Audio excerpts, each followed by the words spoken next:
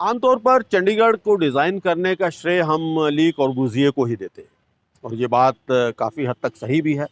ली कॉर्बूज़िए उस टीम के लीडर थे जो इस शहर को डिज़ाइन कर रही थी, लेकिन सब कुछ ली कॉर्बूज़िए ही कर रहे थे, ये बात भी सही नहीं है। उनकी टीम में 3 और बेहद अहम सदस्य थे, जिनका योगदान किसी भी तरह से कमतर नहीं कहा जा सकता।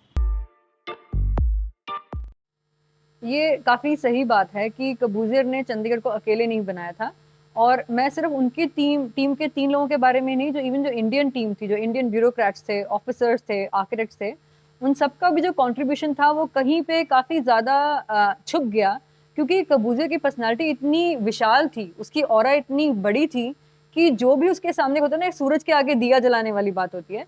तो कई बार क्या होता है कि जब कबूज़ियर जैसे लोग आपके सामने आते हैं, तो आप बाकी सब कुछ भूल जाते हैं। मुझे इतनी हैरानी होती है कि कई लोगों को पता ही नहीं कि कौन-सी बिल्डिंग किसने बनाई है। उनको लगता है कि सब कुछ कर्बूज़ियर ने बनाया है और उसमें उसकी गलती नहीं थी। मैं आपको ये भी क्लियर करना चाहूँगी, अगर आप कई चिट्ठियाँ पढ़ें, इट इज़ सो इंटरेस्टिंग कि कर्बूज़ियर ने पीएल वर्मा को, पीएन थापर को द क्रिएटर्स ऑफ चंडीगढ़ लिखा हुआ है और वो हमेशा इसको एक टीम एफर्ट मानता था, पर वो हमारी शायद एक हम लोग को जैसे हर फ़िल्म में एक हीरो चाहिए होता है, हमें एक अमिताभ बच्चन चाहिए होता है और जो बाकी कास्ट होती है, वो पीछे रह जाती है।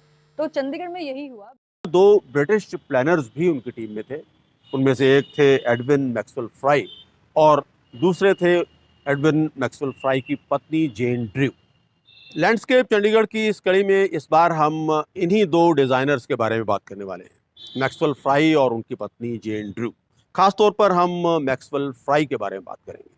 आज भले ही मैक्सवेल फ्राई के बारे में लोग ज़्यादा ना जानते हो और शायद उनके बारे में ज़्यादा बात भी ना होती हो, लेकिन इसमें कोई शक नहीं कि चंडीगढ़ को डिज़ाइन करने में, चंडीगढ़ को आगे बढ़ाने में उनका योगदान भी बेहद महत्वपूर्ण रहा है। खास तौर बहुत कम ये बात जानते हैं लोग कि जो इंडिया में जो इन 4 लोगों की जो टीम थी, Corbusier, Pierre Jeanneret, Jane Drew and Maxwell Fry, सबसे पहले यहाँ पे मैक्सवेल फ्राई आए थे।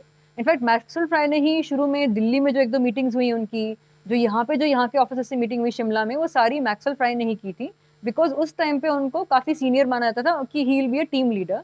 वो धीरे-धीरे ये हुआ कि हाँ, जॉनरे की इन्वॉल्वमेंट ज़्यादा होगी, जॉनरे ने ज़्यादा अपना काम कराना शुरू किया यहाँ पे एंड इसीलिए और क्योंकि शायद मैक्सवेल को पता था कि हम यहाँ सिर्फ 3 साल के लिए हैं, तो उनका कंट्रीब्यूशन भी लोगों को लिमिटेड लगता है और उनका इन्वॉल्वमेंट भी बहुत कम हाइलाइट किया जाता है। तो सबसे पहले यहाँ पे मैक्सवेल फ्राई ही आए थे। उन्होंने इनिशियल मीटिंग्स की, उन्होंने इनफैक्ट जो एल्बर्ट मेयर का प्लान था शुरू वाला, उसको देखा, उसको एनालाइज़ किया, उसके बारे में अपनी ओपिनियन बाकी टीम मेंबर्स को दी कि उन्हें अच्छा लगा, नहीं लगा, जो भी उनके व्यूज़ थे उसके बारे में। एंड जो स्ट्रक्चर बनना था कि कैसे काम करेंगे, टीम कैसे बनेगी, आर्किटेक्ट्स इंडिया से कैसे लेंगे, जो सारा जिसको हम ग्राउंड वर्क कहते हैं ना कि आप एक पृष्ठभूमि तैयार करते हैं कि अब इस पे काम होना शुरू होगा। वो सारा एक्चुअली मैक्सवेल फ्राई ने ही आके यहाँ पे काम किया था। शुरुआत में मैक्सवेल फ्राई इस प्रोजेक्ट को लेकर कोई ज़्यादा उत्साहित नहीं थे। वो भारत नहीं आना चाहते थे, लेकिन उनकी पत्नी जेन ड्रू इस प्रोजेक्ट को लेकर काफ़ी उत्साहित थी और वो भारत आना चाहती थी।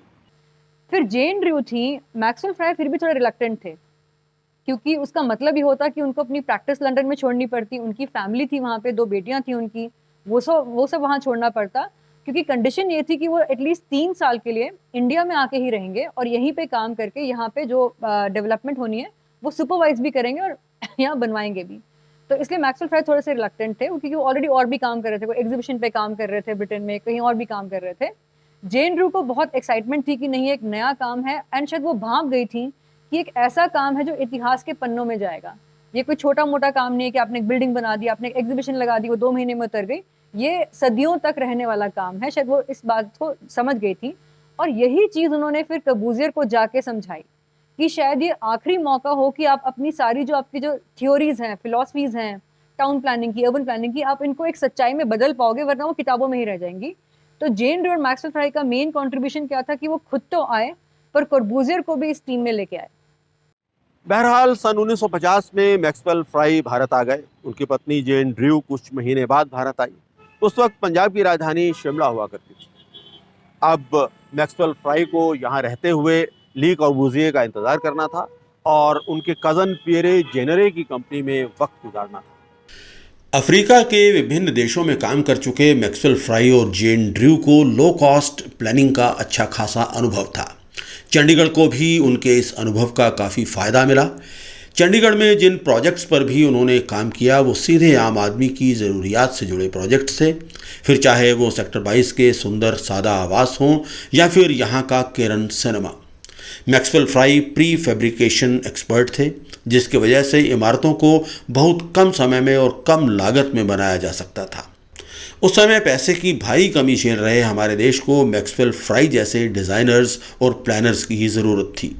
हालांकि उन्होंने चंडीगढ़ की एक बड़ी अहम इमारत को भी डिज़ाइन किया, लेकिन इस इमारत की बात हम अपनी अगली किसी कड़ी में करेंगे। और जेन ड्रू और मैक्सवेल फ्राई को भी क्यों सिलेक्ट किया गया? क्योंकि ये लोग अफ्रीका की कई कंट्रीज में ऑलरेडी ऐसा काम कर रहे थे जैसा इंडिया में उनसे एक्सपेक्टेड था, जैसे लो कॉस्ट हाउसिंग हो गई, स्कूल हो गए, और वो भी ये नहीं कि सिर्फ बिल्डिंग बनाना, पर पूरे एक उसको समझना कि वहाँ पे कैसी बिल्डिंग्स चाहिए, वहाँ की सोसाइटी कैसी है, वहाँ का क्लाइमेट कैसा है, कल्चर कैसा है, पैसे की कमी है, लोगों को कैसे मोटिवेट किया जाए कि वो अच्छे घरों में रहें, मॉडर्न घरों में रहें। तो उनका काम काफ़ी सिर्फ कमर्शियल सा काम नहीं था उनका, जबकि सक्सेसफुल प्रैक्टिस थी उनकी, पर उसमें बहुत एक जान थी, एक सेंसिटिविटी थी। जैसे मैक्सवेल फ्राई को एक हम लोग जो चीज़ बोलते हैं आजकल प्री फैब्रिकेशन, कि आपने एक कोई चीज़ बनाई, उसका एक ढांचा बनाया, उसके 100 पीस निकाल दिए, उन्हीं को यूज़ करके रेलिंग बना दी, जाली बना दी, कुछ और कर दिया। तो मैक्सवेल फ्राई शुरू से ही बहुत एक्सपेरिमेंटल थे। वो इन टेक्निक्स में एक्सपेरिमेंट करते थे कि एक गरीब कंट्री है, माना रिसोर्सेज नहीं है, पर ढांचा तो हर कोई बना सकता है, आप एक जाली तो कहीं पे भी बना सकते हैं। तो उनमें वो एक्सपेरिमेंटल स्ट्रीक बहुत ज़्यादा थी। अगर मैक्सवेल फ्राई की बात करें तो मैक्सवेल फ्राई की जो सबसे फेमस बिल्डिंग्स अगर हम यहाँ पे कहेंगे, एक तो प्रेस बिल्डिंग है सेक्टर 18 में, एक जो उन्होंने किरण सिनेमा किया था जो 22 सेक्टर में है, और उसी के साथ की मार्केट जेन ड्रू ने मिलकर डिज़ाइन की थी, और वहाँ के कुछ घर भी हैं जो मैक्सवेल फ्राई ने डिज़ाइन किए थे।